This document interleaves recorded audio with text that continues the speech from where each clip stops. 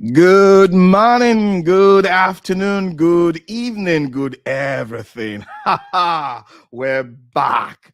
Did we ever leave? Maybe we did. How are you all doing? Yes, we are back into that space, the World Cafe Live show, where we come and lean on one another's experience to forge that positive path. Amazing. How are you doing? Beautiful. I'm doing great where I am. Yes. What do we have today? I have an amazing personality today. He's not from today.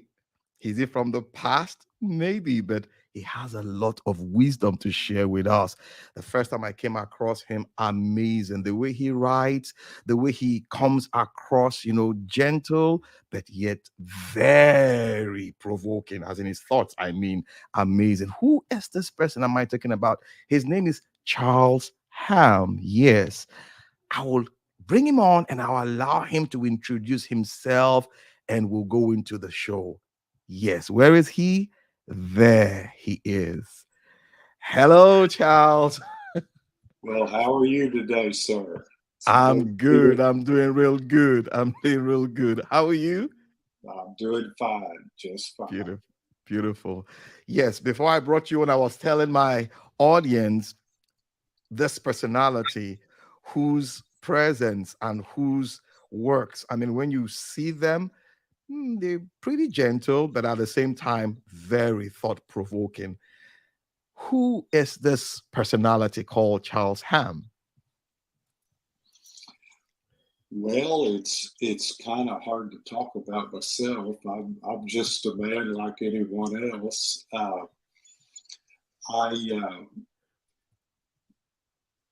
just someone that likes to sit around and get in a quiet place and do some thinking about life and what's going on in the world and tend to have a different perspective than a lot of folks and have done some writing about it on LinkedIn, Mm, sharing some of my thoughts, and it seemed to catch hold, and people started liking what I was writing. And the next thing I knew, they were wanting me to write a book, and I had never even thought about writing a book. I'm 76 years old and mm, been had an adventure or two in my life and have shared some things and mhm. but then I did write a book and called it Ponder on It Pilgrims, and the title goes right straight to the point of the book. We need to stop and ponder on things once in a while and try to get our minds around ourselves Mm. and what's going on, but especially ourselves. There's often a disconnect between uh, who we think we are and who we really are, and we need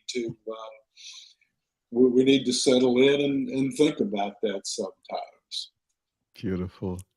I showed your picture to my wife and I said, I have this guy coming on the show. And when she saw your picture, she said, is he from Texas? I said, yes, he is. And I like the way you describe yourself, a Texan to your bones. And when I read Yes, that on your yes. So when I told her, yes, he's from Texas, she said, whoa, I would love to hear him as in the way he sounds, and all that. And so tell us, what is it like over where you are? The sea, the weather and all that. well, here in Texas, it's hot. Uh, the I don't know. That's a relative term. It's hot in other places too, but in Mm, Texas, and especially in July and August, we consistently have days that get up over 100 degrees, and the ooh, humidity is really high, and uh, we're as used to it as you could be. It still seems hot to us too, but mm, Texas is a unique place, and this is my home, and it has a great heritage, great history, and mm. a culture that sets it apart from other states in the United States. We're a little Yeah. bit different down here. We think a little different, we act a little different, maybe dress a little different, but we Texans are good people, Yeah. and I'm proud to be from Texas. Beautiful. You know, when I saw that line, there's a way we say it in Nigeria, as in when you ask a typical Nigerian, you tell them I'm a Nigerian. We say I'm a Nigerian to my bone, but the way we say it, like in the local palace, Ninja to the bones. So when I saw you say Texan to the bones, I was like, I can relate with that because that's, I mean, in Nigeria, that's how we describe ourselves, as in Yes, I'm yeah, not just a Nigerian on the surface. I mean, deep down, when you cut me, I mean, what you see running through my veins as it's just that. becomes a part of who we are. Exactly. Yes, So I know you were in the military for a while. You're a yes, sir. veteran. Yes. So tell us, what was it like back then? You know, in the military back then, what was it like? Well, I went into the Marine Corps in 1965, Ooh, and I was 19 years old and had gone to mm, college for a year after okay. graduating from high school. And the uh, the Vietnam War was just starting to be talked about a lot, and not really much to it at that point, but you could tell something was up. Mm, And I come from a long line of people who have gone to war. mm, Um, my daddy in World War II, my grandpa in World War One, had an uncle in the Spanish, a great uncle in the Spanish American War. Uh, Grandfathers on both sides of my family both fought in the Civil War, one for the Union and one for the Confederacy. And it even goes back, I traced my great grandfathers on both sides back to the American Revolution. Both of them fought in the American Revolution. whoa. And I, I just, it was a different time back then. And a young man like me, I felt like, well, you know, this is my time. It's time for me to go serve my country like everybody else in the family. So I joined the Marine Corps and uh, spent 4 years. Got out in April of 1969 and ended up a sergeant in the Marine Corps. And I was. I was and still am proud of that time and having served and being a Marine. There's something special about being a Marine. We Yeah.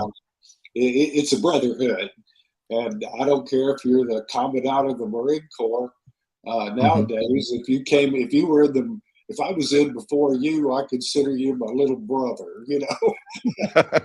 And I tell you, I don't have any big brothers left nowadays. I'm getting to be Mm, one of the real old guys, but it was quite a time, and the country beautiful. changed back in those days. Mm, There was a lot of turmoil in the 1960s and division about the war, and a lot of the a lot of the things that went on uh, made it made it confusing and difficult mm, for the Vietnam veteran. I think we we came home to find out that we'd been fighting for our country, but it seemed like the country didn't want us to didn't care about it, didn't want us to be over there fighting, whoa. and that Whoa. was so I just kind of moved on with my life and went to school and got married and had a family and have lived a fairly normal life, Mm, yeah, like most people have. But yeah, that was things were just different back then, and I I hesitate to say it was better or worse, but different is certainly an observation that's true, and I think most people will agree with that. Beautiful. You just said something that will take us to the next question about getting married. Because even when I was going through your profile, I saw you've been married for, is it 56 years now? It's 55. It'll be 56 in February of next year, and Mm. same woman, you know. So what's it like? Because today you see a lot of young people is like 1, 2, 3 years, and it's like they're getting all tired and all sick and all that about being married. But you've been married for 55 on to 56 years now. Share with us what's. Well, people ask me about it, and I understand. In our time, that is kind of unusual to get married and stay married that long. And I have kind of a joke about it that I'll tell first. I tell people that the key to staying married is to stay out of the house. Get get get up in the morning and get your boots on and get out of the house and stay gone all day. Don't be hanging around the house, and come home in the evening and have some supper and go to bed and get up in the morning and do it all over again, and things will work out pretty well. But that's the joke. I think that again, I came from a different time Yeah. where most people stayed together, and that really is the key. Uh, Mm. Anybody that could think that you could spend a lifetime living with another human being and never have issues is just not thinking straight. I mean, there's going to be issues, but Yeah. between two people living together all the time, and when times come where the marriage may be challenged and you're going through a difficult time, the important thing is to remember that you took vows uh, Mm. to love and honor this person and to be with her until death do you part. And so there was always a sense that you don't throw the marriage away because we're having a hard time right now. We're not getting along as well as we usually do. You work it out, and when that happens and you stay together through the hard times, it strengthens the relationship. That testing actually will strengthen the relationship and make it better than it was before. I'm just speaking from my experience. Uh, I mean, this lady is, she's the same age I am. She'll soon turn 76 next month, Whoa. and we've been through all of this a lifetime together, and it makes her a particular treasure. Mm. Someone that I literally have shared my whole adult life with, and uh, has it been perfect? No.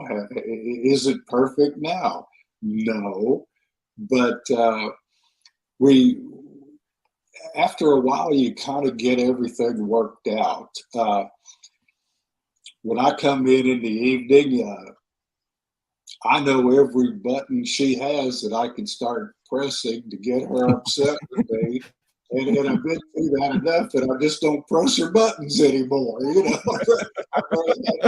the evening, and she knows what would irritate me, and you kind of just get you know each other so well that you're just it gets better over the years and through time. And then you got your kids Amazing. growing up and they're having children, and I call my grandkids my cookie bandits, and Oh. I have 7 of them, and Whoa, perfect. we're starting to grow up now. And I just had one graduate from high school, and family. Family is just so important, and your extended family. I'm real big into my ancestors and learning about my, tracing my family back and not learning about those men and women that are directly related to me in the past, Mhm. and have a strong sense of family today. And uh, these are the simple things in life that are really the important things. Beautiful, beautiful. When you said those words about taking vows, you know, that's one thing a lot of us are don't honor this. I mean, this time around, but listening to you, it's like it's sacred. You took vows. Yes, They were sir. not just careless words. You meant them, Yeah, and they're sacred. So you need to honor them any day, any time, not minding the the challenges that will come because they will surely come. But because you took this vow, so I will stand by, like more or less, like this is my word, is my bond. Hearing that from you is pretty humbling, you humbling. know, it is the same thing as my word is my bond. Mm, I mean, who are you if your word is no good? Business deals used to be made with a handshake. handshake. Two men would agree to something and shake hands, and that was the bond that obligated them to keep their agreement. And uh, vows are oaths. I mean, I took an oath to the United States Marine Corps, Hmm. and to the Constitution of the United States, to protect and defend it. Uh, and I took that seriously. And a lot of us old vets, if we hadn't thought about it before, we realized that, they didn't tell us that the day we got discharged and drove out of the gate, that that oath that we took was no longer valid. There was Mm, never any talk like that. So old veterans still have a sense that we have an obligation to stand up for our Constitution. And I know we're in a different country, but it's much the same. But that's the way we feel. When you give your I feel like when you give your word, you don't give it unless you mean it. Don't enter into some kind of a situation where you're saying one thing, but are later going to try to figure out some way out of it. mm. It's just not. It's not the way I am. Beautiful, Others speak for themselves, but that's the way I feel. beautiful. Now, your book, Yes, sir. Ponder on This, Pilgrims. I think that's the title of the book, Yes, you sir. know, and it's a bestseller now. I mean, it came out in less than a week. It just got to that bestseller list. Amazing. What drove you into writing? Can you share with us? The book. I was. I'm on LinkedIn, and I was just looking around and listening to the things that were going on in our country, and a lot of the posts that I was seeing on LinkedIn, and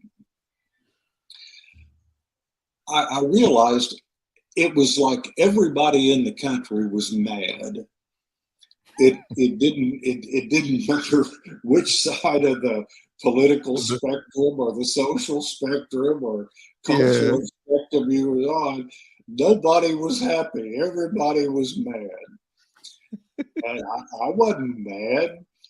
And I decided I would just start doing some posts on LinkedIn, just telling people to calm down and to quit allowing extraneous things that you can do absolutely nothing about to completely capture your life and make you miserable.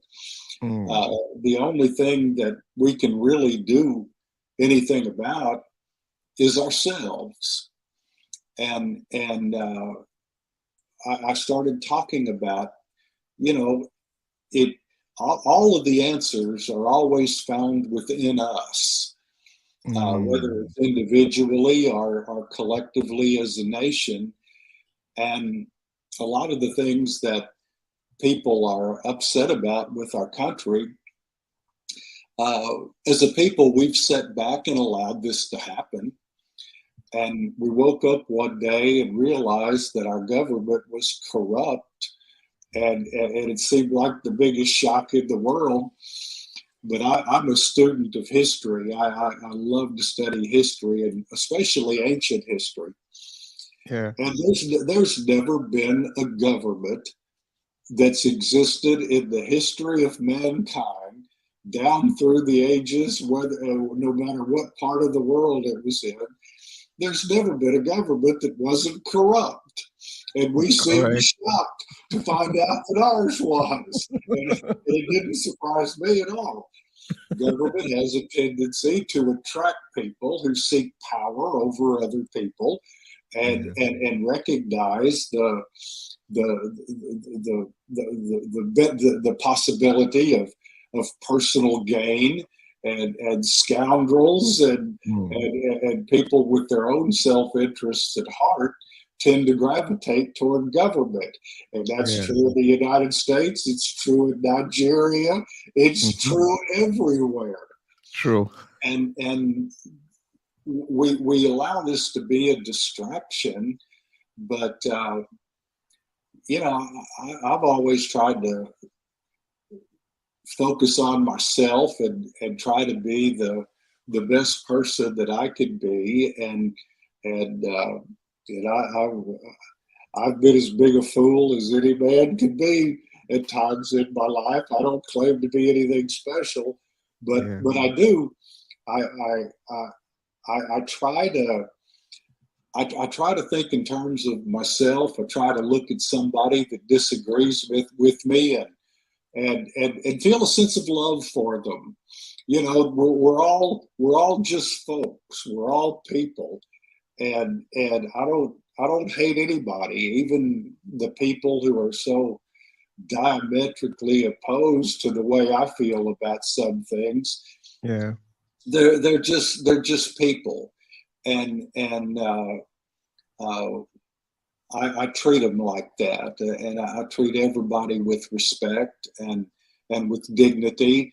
May not disagree with them, may even oppose them, but I don't. I refuse to hate them. I refuse to hate anybody, or to be angry and mad with other people because of differences that we might have. And I feel like that's really the only way to make real change. Yeah. Uh, I talk to somebody I disagree with, and I don't make it personal. If they want to have an intelligent conversation, we'll and with mutual respect, I'll sit and talk to them. If they start getting personal and ugly with me, I'll shut up. Won't say, don't have any more to say. But I still love them. I just, uh, True. True. it's just it's the way I look at things, and maybe I had to be 76 to get where I am. Uh, it's been a process, believe me. I've had my moments and my days like everybody else. Beautiful. Now, you said you have seven of them grandchildren now. Yes, sir. You know, we live in this time where a lot of we have a lot of technology around us, and we're quick to get on Google, check this information and all that. But I've come to realize that there are certain things you're looking for, they are not there on the internet, as in Google can give you that. But when you sit with people who've gone through one or two things, they've experienced these things themselves, and you sit with them and they begin to orally like pass on this wisdom to you. It makes a whole world of difference. What is it like sharing with your grandchildren? Do you have moments like that, what I call the fireside chat, the fireplace conversation? Do you have such with them? I talk to them, yes, and I don't lecture them, but I have little what they call grandpa sayings in my book, Ponderata Pilgrims. It was called Texas Grit, and there's little gems beyond the obvious to what I call Texas Grit. I just recently did a post, and all I said was, never try to give a bobcat a belly rub if he doesn't want one. And everybody was laughing, and the obvious is funny, but there's lessons beyond that. Don't try to impose yourself on other people when they don't want you to. Uh, don't give them unsolicited advice. If they want your advice, they'll ask for it. Mind your own business. You know, these are good lessons of life, but I couched them in some silly saying, that might make them laugh. And there was another one that I tell them. I say, never corner something meaner than you are. They think that's funny, But the point is, don't get into situations that you can't handle. Don't bite off more than you can chew. True. Watch yourself and be careful what you do, and be wise in what you do, so that you don't get into bad, awkward situations where you might find yourself in a lot of trouble. And I have hundreds of these little sayings. I put 50 Texas Grit sayings in the book. Whoa. And I always tell people, ponder on it, pilgrims, and I want them to see beyond the obvious, that there's some real lessons here if you stop and think about it. True. And then a lot of my writings were just personal stories about family members and my personal life, things that I kind of bared my soul in the book. But all of the stories had a point. I deal with life and death and the ups and downs and the twists and turns that life's roads take us all, and how to be wise as opposed to being a fool, how to use common sense, and what will bring you to a level of wisdom. I talk about the 4 golden questions, and the wisdom we're taught in Scripture comes from God, and I really believe that wisdom takes thought and thinking to another level that connects us with a spiritual element, and the answers start becoming obvious to us if we're willing to listen. And this is an exercise that I've that is a part of my life. If I have something that I need to do that might, in the general course of the day, we just live our lives and we're doing things and we're saying things and thinking things and feeling things. But every now and then you need to stop and think about what the best course of action might be, and ask yourself, as one of the golden questions, what would a wise person do in this situation? Yeah. What would be the Yeah. wise thing to do? And the wise thing is going to be something that is in your own interest and in the interests of other people as well. And we Beautiful. often make horrible decisions at the spur of the moment. And sometimes the best thing to do is nothing. The wise thing to do is just absolutely nothing, Nothing. as it is with speaking. Sometimes the best thing to say is nothing. Just keep your mouth shut. That no purpose can be served whatsoever for, for, for you joining in this this contest of wits, Mm, where no one is ever going to make a point. Uh, you can't argue with an angry man. There's just no sense in trying to do it. mm, There's a reason they call being angry mad. You lose control of yourself, and you say stupid things, you do stupid things, and somebody's upset, just get away from them. I don't try to talk to them, but beautiful. we've seemed to have lost touch with even the word wisdom. Yeah. I don't remember the last time I ever heard of someone referred to as wise. I don't Mm, remember that. I've heard people talk about other people and say they're smart, or they're brilliant, or they're experts in their field, or you can think of a number of superlatives. But I can't remember the last time someone said that someone was wise. And I look on the TV and all of the media sources, and we seem to have lost that word, and yet it's the key to living life at the highest possible level. And unfortunately, you don't just become wise. Uh, you have to struggle for it every day. You can act mm. wisely one moment and be just totally unwise the next. The next. You have to bring yourself to understand what's going on in your life and circumstances, and and struggle to do what's best. Mm, One man asked me not too long ago if I could define myself in one sentence, what would I say? And my first thought was, that's really a hard question in one sentence. And yet the answer just almost came to me immediately. And I thought it was the perfect answer to describe myself in one sentence.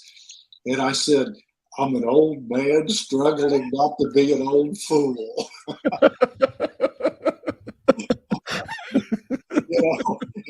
And that's me. I'm working at it every day. It's you have to you have to think it's important to make. It's about making good decisions for you, yes, it is. for yourself and for others. And so anyway, I try. That's You all do. I'm saying. I try. Yes, sir. Beautiful, beautiful. Guys, we've been discussing with, I would like to describe him this way, Pa Charles Ham.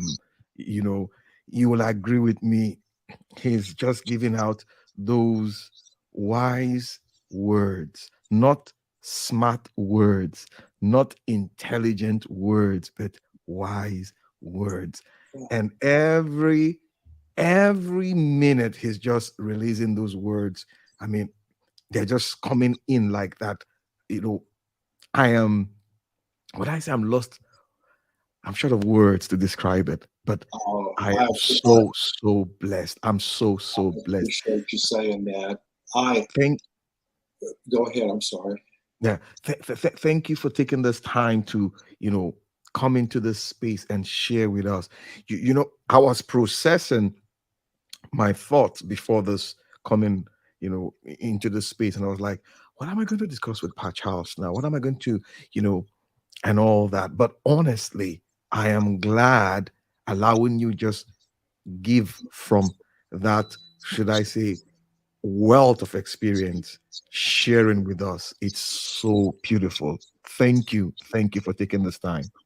I really appreciate you having me on. Do I have just a second?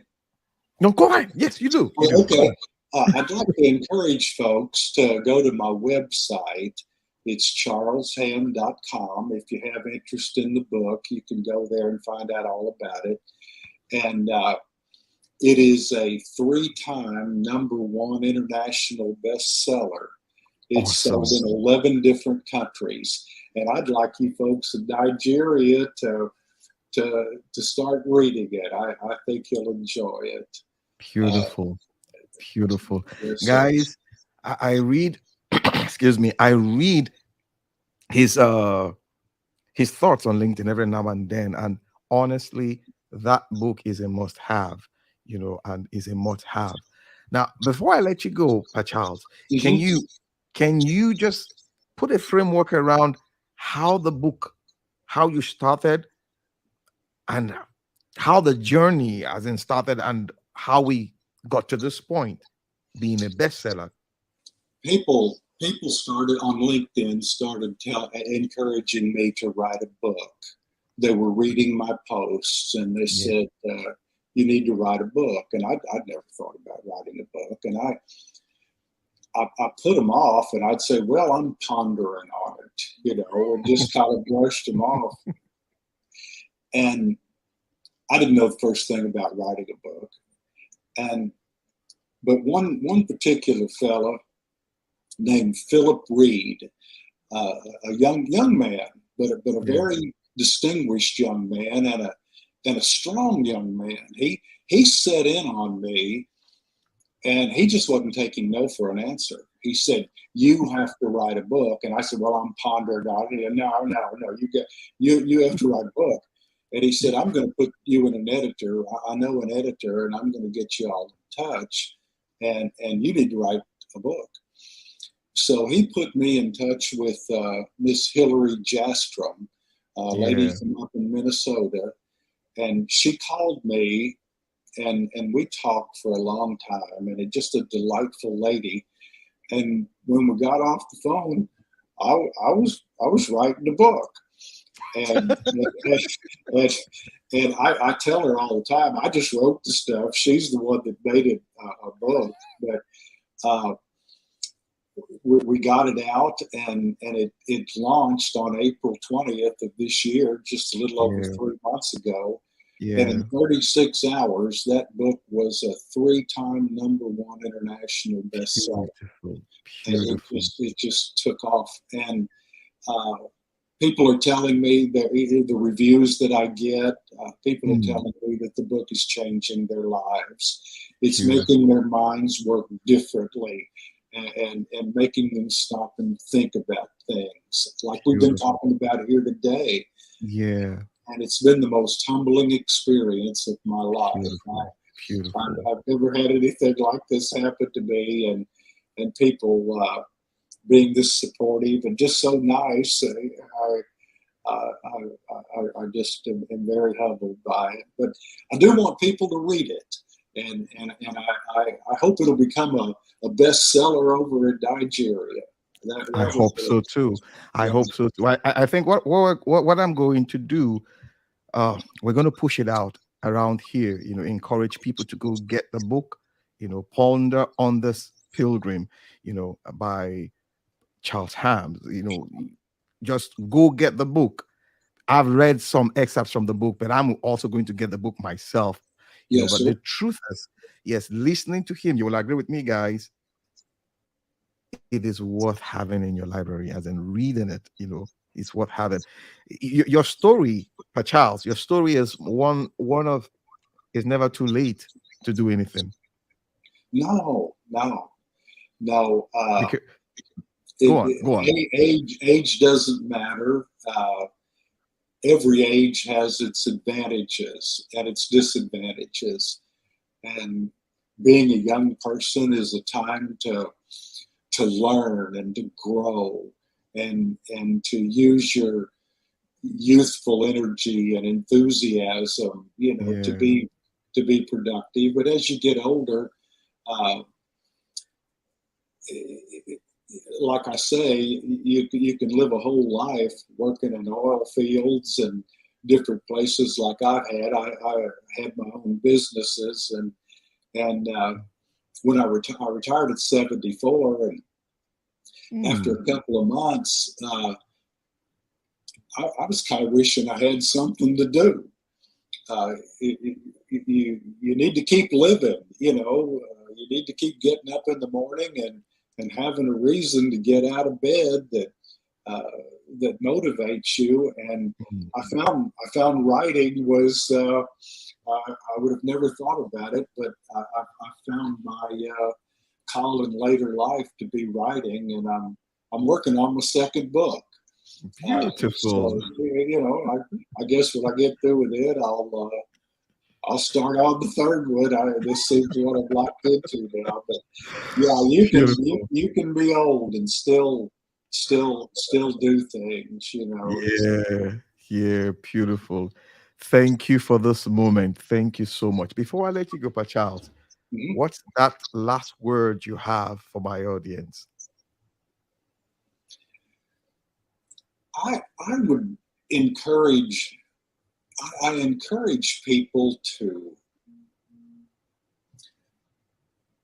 find times of quiet and solitude, to get alone and away from all of the distractions that we have today, which are so many, Mm, and just think and study and ponder about your life, about the kind of person you are. Be honest with yourself, and become a better person, so that you can be better in the lives of other people. And try not to be foolish in decisions that you make, but to just focus. The book is about focusing on yourself yeah, and dealing with the different challenges of life. And yeah, that I just encourage people that, you know, opportunity is out there for all of us, and if you are looking for it, you'll find it. And but I think a lot of us lie to ourselves, and a lot of us fall into the trap of trying to be like other people. mm, You're a unique individual. There's only one of you. Never has been one. Never has been, and never will be another you. Give the world the benefit of you, wow, and make that contribution. You're here for a reason, and created in the image of God. You're a special person, and beautiful. you're not, maybe not the smartest. Other people can do things better than you can, but that's not what matters. What matters is you being you and making your contribution to yourself, your family, and to the lives of others. You're all you Beautiful. need. Beautiful.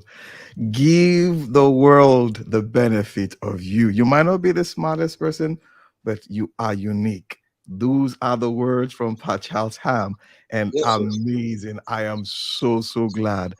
Guys, thank you for hanging around. Thank you for coming into the space, to listen to Pa Charles and I on this episode of the World Cafe live show. But time is not always our friend when it comes to talking about some interesting stuff. But we always come back, into the space to continue, So, but I have to let him go now, and don't don't walk away. Listen to those words over and over again. Give the world the benefit of you. Mm. Yes, sir. Till, Yes, sir. till. Wonderful, wonderful. Till we come your way again. You know how we say it on the show. Bye for now. For Charles, Goodbye. It's been an honor to be with you, sir. pleasure.